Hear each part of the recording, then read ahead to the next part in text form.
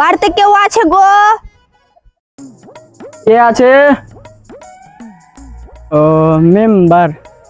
মা, মেম্বার আসলো। মেম্বার আসলো তো বাড়ি ডাক। মা ডাকছে, বাড়ি ডাকছে, আই বাড়ি। মেম্বার মশাই বস। মাসি তোরা তিরপাল পেয়েছিস? আর কোনোদিন একটা তিরপাল পাইনি, আমাদের লকড়ি কাঠি সব বন্যাতে ভাসছে।